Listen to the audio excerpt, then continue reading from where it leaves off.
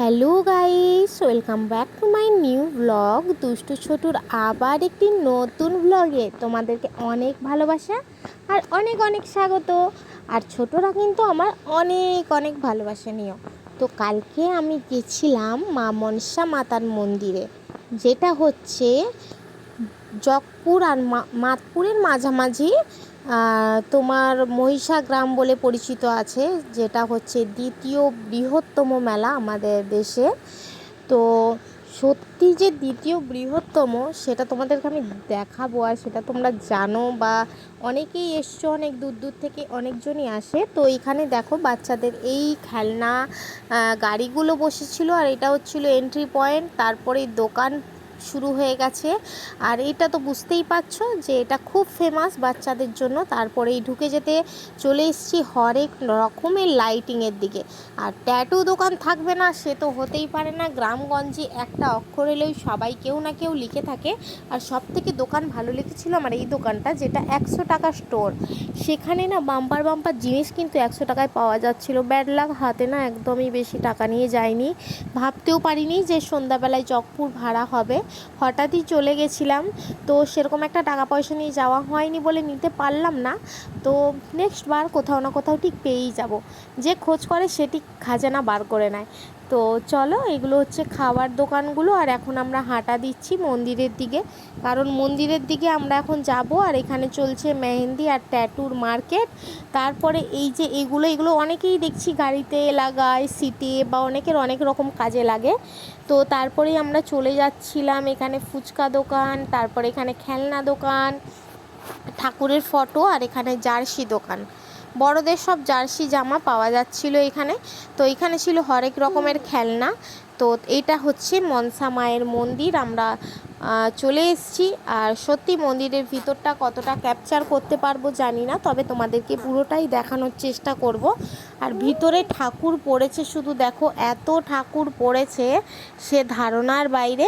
তো সত্যি প্রত্যেকবারে পুজো আর মায়ের পাঠা বলি বলো, ঠাকুর বলো, বা হাঁস ছাড়ে ওখানে অনেকে, সত্যি অনেক মাহাত্ম্য মায়ের। তো আমি তো প্রচুর বিশ্বাস করি, আর দেশের প্রত্যেকটা কোনায় কোনায় সব মানুষরাই খুব বিশ্বাস করে এই জায়গার ঠাকুরকে। তো এখানে হচ্ছে বেলুনের মেলা, আর এই যে ঠাকুরের যে গেটটা সেটা কিন্তু অসাধারণ সাজিয়েছিল, আমার কিন্তু খুব ভালো লেগেছে। আর এই যে ঠাকুরের ছাদ কিন্তু কোনো দিনই নেই, আর এর ছাদ কেন নেই সেটার গল্প নিয়েও একদিন তোমাদের কাছে আসব। তো এটার ডিটেলস জানানোর জন্য তোমাদেরকে এর পরের একটা ব্লগের জন্য অপেক্ষা করতে হবে। আর এই যে এই ছাউনিটার মাঝখানে আছে মা মনসা মাতা। তো এবছর একটা নতুন যেটা, সেটা হচ্ছে এবছর কেউ একজন ঘোড়া দিয়েছে মায়ের মাতার মন্দিরে। তো ঘোড়াটা আমরা দেখে এসেছিলাম। আর এটা হচ্ছে সঞ্জীবনী গাছ। তারপরে এখানগুলোই মিষ্টান্ন নিয়ে বসেছে যারা যারা পুজো দিচ্ছে এখানে। তো এখানে এক দাদা ভাই আছে, উনি ওখানে গিয়ে পুজো দিচ্ছেন। আর এই যে মায়ের মন্দির, কতটা ক্যাপচার করতে পারছি আমি জানি না, তবে চেষ্টা করছি দেখানোর। তো সত্যি মায়ের অপূর্ব এই রূপ, সত্যি যে এসে দেখতে পারবো ভাবিনি, কারণ এর আগের দিনও আমি ভাড়া নিয়ে এসেছিলাম, কিন্তু সেদিন আর মন্দিরে ঢুকিনি। আর সত্যি আজকে কপালে ছিল, তাই এসে ঢুকে দেখে গেছি। আর এটা হচ্ছে মন্দিরে মায়ের আগের দিকে একদম বসে আছে বাঘ মামা।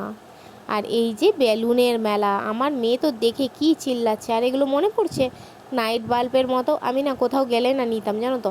আর এই ছোটোবেলায় এই মেহেন্দি পরার জন্য কত কত বকান খেতাম। মা বলতো এটাই কেমিক্যাল আছে, আর আমি বলতাম আমি পরবো। আর প্রত্যেকটা মেলায় গেলে মেয়েদের আকর্ষণ কারে, কানের দুলের দোকানে। আমি তো সামনাসামনি গিয়েই না, কানের দুল কোথায় কোনটা ভালো আছে দেখতে থাকি, কিন্তু বিশ্বাস করো খুব কমই কিনি।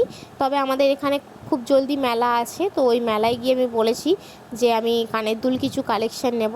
আর এখানে সবথেকে ভালো এই যে পর্দা ছিল, বাচ্চাদের খেলনা স্টোর ছিল, আরও অনেক কিছু ভ্যারাইটিস ছিল। ব্যাগ এগুলো সব 100 টাকা 200 টাকাওয়ালা ব্যাগ ছিল, বড় বড় গাড়ি ছিল। আর এখানে 15 টাকা স্টোর, বুঝতে পারছো।